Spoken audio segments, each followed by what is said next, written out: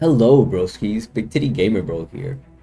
I apologize in advance for any sniffling or nasally shit. My allergies are acting up. But anyways, I'm finally back from vacation and getting back into gaming. Because of that, I want to take a look back and do a video on my top 10 favorite video games of all time.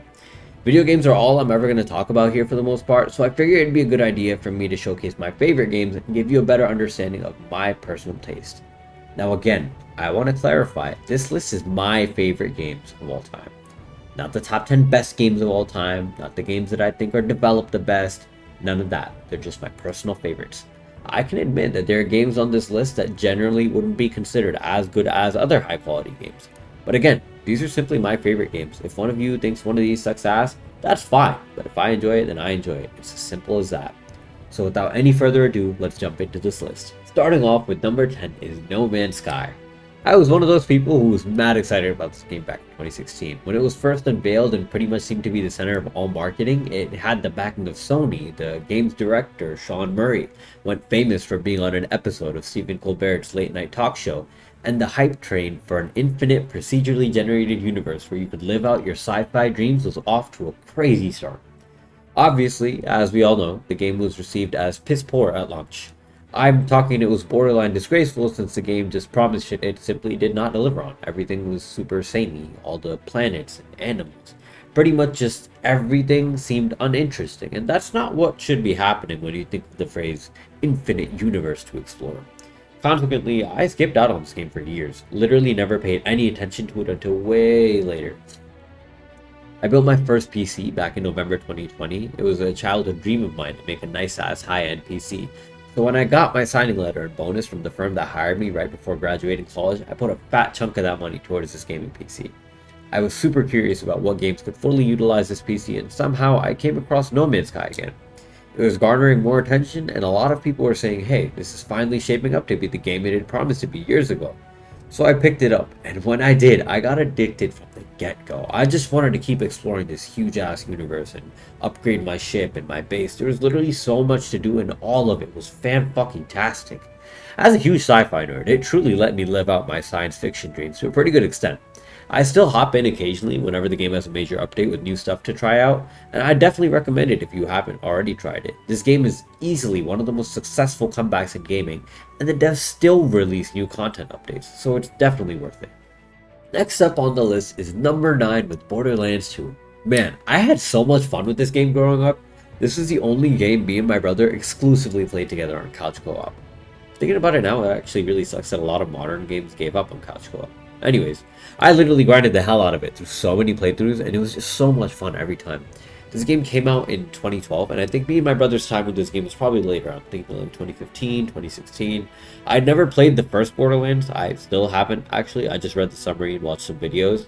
I just randomly picked this up since it was on sale at GameStop, and me and my brother just loved it. This gameplay was really fun. I would venture as far to say that Borderlands was the OG looter shooter. It really developed that main formula most modern looter shooters use today.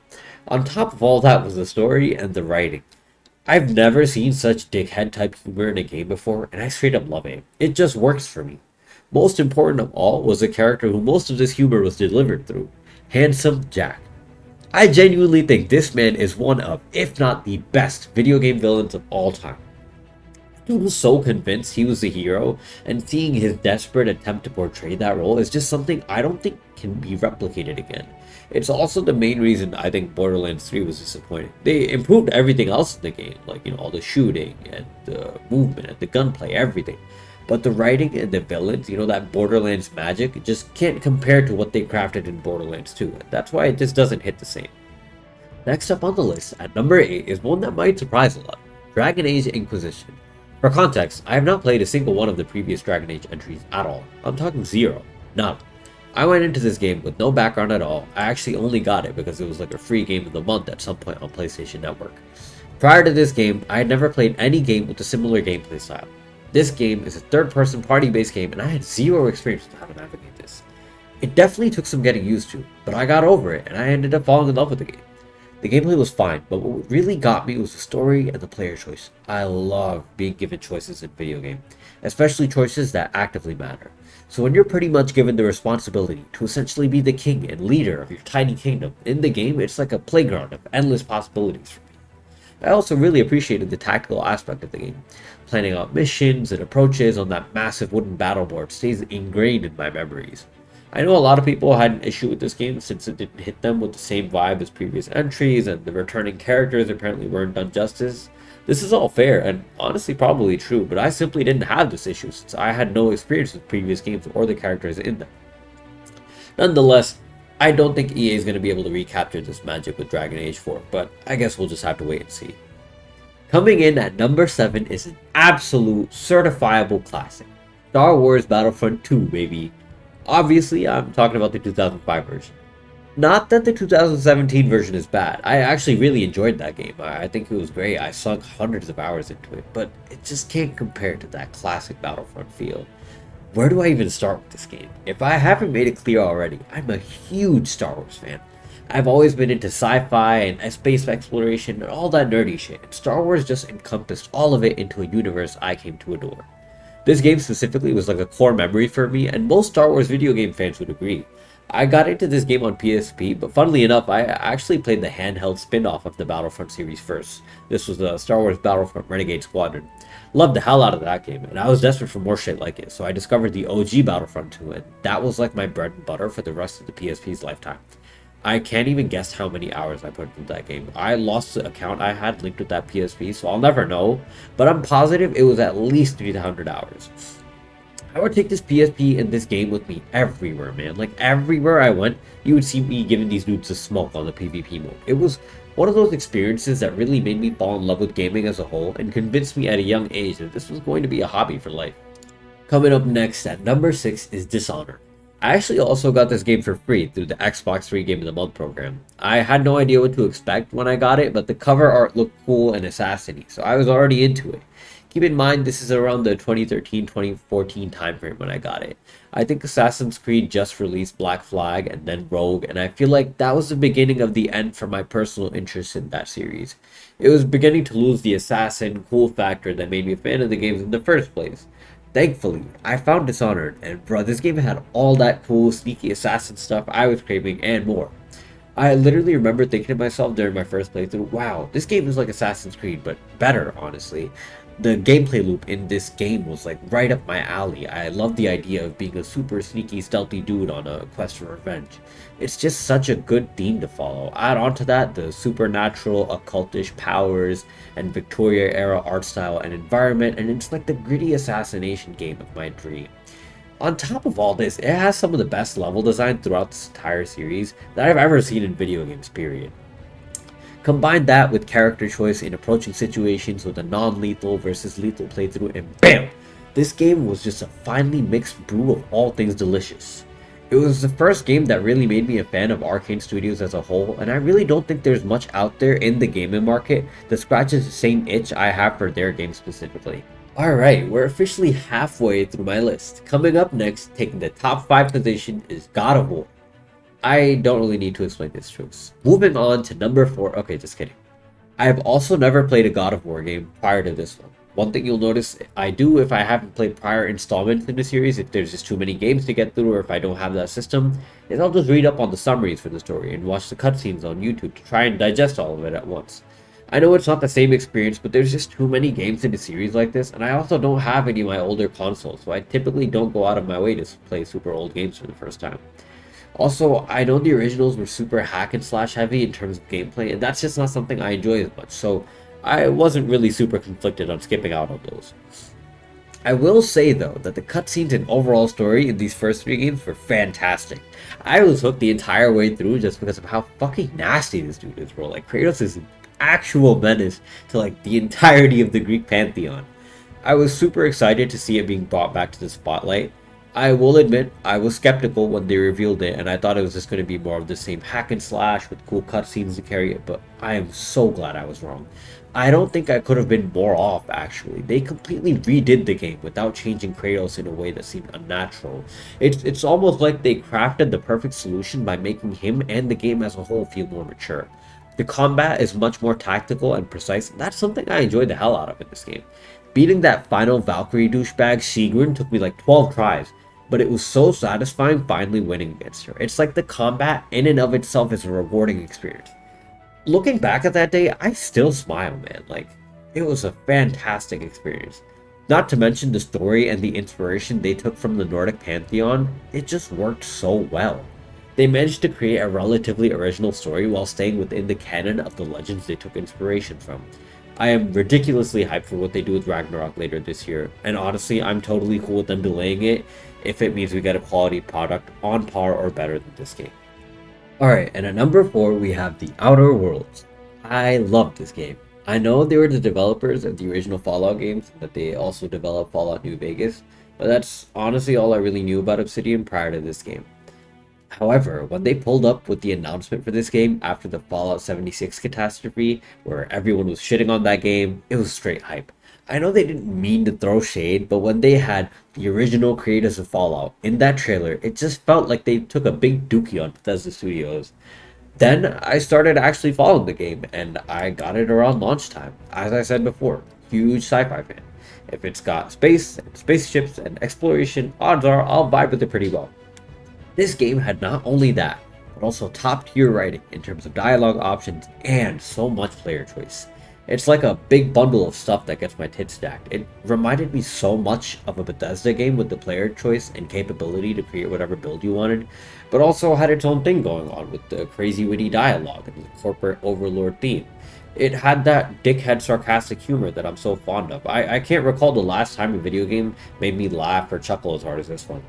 DLCs for this game were also excellent. Now, keep in mind, this game is not without issues. Since the game was made prior to the studio getting acquired by Microsoft, they were clearly on a budget. As a AA studio, they had to limit the number of things they could include: armor, weapons, locations, etc. However, given all that, this game is still amazing, and it's really cheap and on sale all the time, so I'd highly recommend you try it if you haven't already. We are now entering top 3 territory. From my number 3 choice, we have Horizon Zero Dawn. I know this might shock some people because you're probably thinking, no way bro, how does he like this game more than God of War or Ghost of Tsushima or some other PlayStation exclusive? I think there are a couple reasons I personally enjoyed this more. One of the first is that I just enjoy the gameplay slightly more. I like to sit back and play stealthy and set traps, and this game was pretty much just that on steroids. Another reason is that I love the story. I remember the big reveal about Project Zero Dawn and how I felt after realizing what had happened to the planet, and when you start to connect all those major plot points with the smaller pieces of info, like, for example, the text and voice-based collectibles, it really puts into perspective just how dreadful this situation must have been in real life. I think the best part about this story is that it theoretically could happen in some fucked up future where we have some super advanced robotics like in the game. I could totally see this being part of some fucked up Black Mirror episode. Lastly, I love Aloy. This girl is just badass, bro. In most video games, the leading female characters are either bland, just there for sex appeal, or really annoying. Like, I'm all for having more diverse crowds of people in video games, but when that becomes your whole identity and every single major plot point revolves around your identity, it gets boring. They got it perfectly with Aloy. The perfect amount of sass and sarcastic retorts, a lot of cool super soldier type moments, and the perfect touch of her being like, yeah, I'm a woman and I kick ass. I just think they did her character so well, and she's definitely my favorite female video game protagonist because of that. I know the sequel came out, and I did play that, and I actually enjoyed it a lot. It was also a really fun game that added a lot onto the initial. The feeling of discovering the surprise plot twist in the first game, though, it's just incomparable. I can't get it out of my head, so I personally like this one slightly more than the sequel. For my number 2 spot, we have a game from a small indie studio you probably haven't heard of. The game was littered with bugs and lack of polish because of this, but as the lead developer said, it just works. Most of you probably know what I'm talking about, but I'll clarify just in case. The Elder Scrolls V Skyrim. I think it's hard to find a person who actually has not played this game. It's been available since 2011 and has been re-released on so many different consoles and packages, I feel like it's almost inevitable to have played this game at least once. And honestly, that's fine. Like, there's a reason we all throw our money at it every time it re-releases. It's stupid, honestly, but it sells because it's just that good. Skyrim was the first game that even had the Japanese market, who usually don't appreciate Western RPGs all that much, by the way. It had them raving about it. It was just met with worldwide success on multiple levels. It's just such a great game, even today. Like, 11 years after launch, you still have thousands of players playing it. Part of this is just the base game being amazing. You have the capability to be whoever you want in a well-crafted world with lots of interesting lore to keep you entrenched in the world of Nerd. I actually ended up buying the book set for all the books in Skyrim and reading through all of them, and it's kind of wild the effort they put into writing all these. This is definitely some of the best reading I've done recently. The other part of this is obviously the mods. There's a mod for everything in this game. If you want Thomas the goddamn train engine as a dragon, he's in there. If you want to replace all the swords in the game with lightsabers, it's there. If you want to ragdoll your enemies into oblivion, you could totally do that. If you want a big titty goth gamer girlfriend in your game, I'm sure you'll find that as well. Not that I've ever personally searched for that myself, of course, but yeah. The replayability is practically endless since there's so much content being made on a normal basis. Every time I feel like I have a good mod list set up, boom, I go to Nexus Mods and see something else I just need to have, you know? I can never just come up with the perfect playthrough, but this game is fun, just as is. Before we get to the number 1 spot, I did want to point out 2 honorable mentions that did not make the top 10 cut, but I thoroughly enjoyed as well. The first is Monster Hunter World. I've never been huge into Japanese RPGs, especially not Monster Hunter, since I played one of the games on my PSP when I was younger and it just didn't sit right with me. This game, however, really stuck with me. I love discovering the new monsters and the new locations and then playing with randoms to hunt all of them down, and the gameplay mechanics are just so intuitive and amazing, and there's 16 different weapons that drastically change the gameplay every time. Overall, it's just a super fun game, a super fun community, and I'm sure it's even better with friends if you get the chance. Second honorable mention is Minecraft. If she plays the craft, she can get the shaft. This game is a classic by all means. It's just not even debatable, honestly. Everyone goes back to this game like once every couple of months, and then for like 2 weeks they'll be obsessed with this game again before dropping it, and then repeating the cycle a couple months later. It's like the gift that keeps on giving. Drumroll, baby. My number 1 spot goes to The Witcher 3 Wild Hunt. There are so many things to love about this game. Keep in mind, I don't think there's such a thing as a perfect game. Every game has its own flaws, it's just the way it is. That being said though, this game is personally the closest to perfection that I think we'll get. Imagine hundreds of hours of unique, quality content that is fun to play through the entire time. I've replayed this game so many times, and each time I've discovered a new quest or thing to do, and it just doesn't end. I even ended up 100% in this game and all of its DLC, and I still find new stuff to do. Speaking of the DLCs, they are exceptional. These DLCs could honestly be games of their own and still be considered great. And that's actually what happened with Blood and Wine, which is the second DLC. It's like a 40 to 50 hour expansion, and it won Best Action Game of the Year when it came out. It competed with whole complete games for that title, and it won. That's unheard of, man. Like, you just don't see that occurring, like, ever. The first DLC, by the way, Hearts of Stone, is hands down the best story I've ever seen in a video game. It was just such a well thought out tale, and it genuinely made me feel some type of way while playing through it. It was so sad and so endearing, but so good. No DLC has ever caught my interest the way that this one has, and I'd be surprised if that ever changes. Best part about all of this is that nobody expected it. I played The Witcher 2 back on Xbox 360, back when I also got it for free through the Games with Gold program, and it was a good game for sure. You know, cool story, decent gameplay, etc. But if you had told me at that point that in like 5 years, the same dev would make a game that is recognized as one of, if not the best games of all time, I would have just called you dumb, bro. Like, nobody could believe just how amazing this game was when it came out. It's definitely CG Projekt Red's best work to date, and hands down their magnum opus. As I've said, I've put hundreds of hours into this game over several replays, and every time I replay it, it's like catching up with an old friend. You start to remember all the great times you had and find new ways to do things, and it's just a masterpiece for that reason. If I could replay any game for the first time all over again, it would hands down be this one. So that pretty much wraps it up for my top 10 favorite games list. Like I mentioned before, not a list on the top 10 best games. They're just my favorites. Let me know what your top 10s are in the comments below, and spank that like and subscribe button. Peace.